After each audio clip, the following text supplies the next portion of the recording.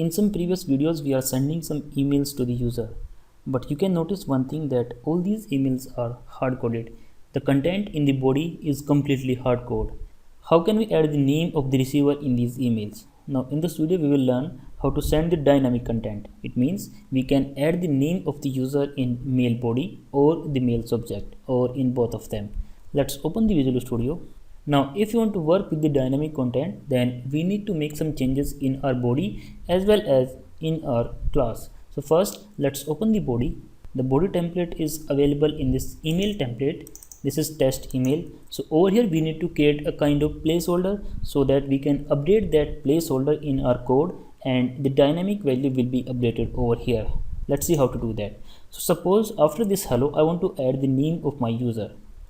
So I can simply create a placeholder something like this, username. Now I can update this text easily in our code by using this placeholder. Now let's open the user email options class, and over here we need to add one more property. We can use the key value pair. In the key value pair we can assign the key and the value. The key is also in form of string, and again the value is also in form of string. Then here I'm writing placeholders, something like this. Now let's go back to the email service class, and over here we can create one more private method. In this placeholder we need two things. First is the body. We can simply write the text, and second is the placeholders. The placeholder is available in this list key value pair.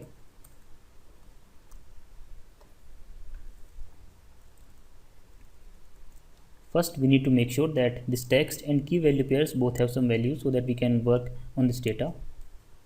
Okay, now let's use a for each loop.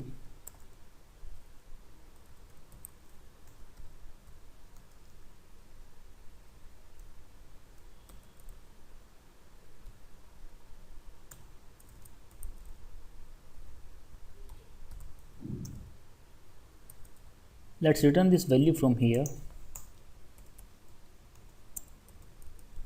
Now we can use this method to update the values.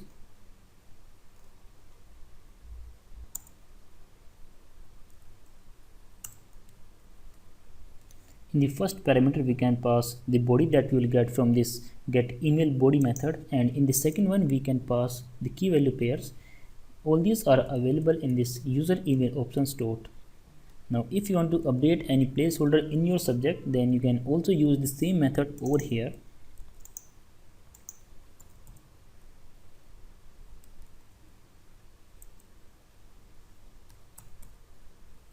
Now we can set the values in placeholder in our controller classes, and then when we will send this email, then the email will have the updated values. Over here we can add some values in this placeholder. This is the key. Let's paste it over here. Then we can set some data over here. Suppose here I'm writing Nitish, and that's it. Now again let's run this application by pressing Ctrl F5. Okay, let's open the mail trap. So here you can notice that we have the dynamic data in the subject, hello Nitish, and then we also have the dynamic data in our body. This is the HTML source. This is the exact HTML that we are having in this email, and this is the value of this HTML page. If you have multiple placeholders in your template, then you can add n number of placeholders in your template, and you can set all the values in the placeholders, and the code that we have written in our application that will replace all the placeholders that are available in the template. Make sure to hit the like button of this video. You can ask your questions in the comment section, share this video and subscribe to the channel. Thank you for watching. Have a great day.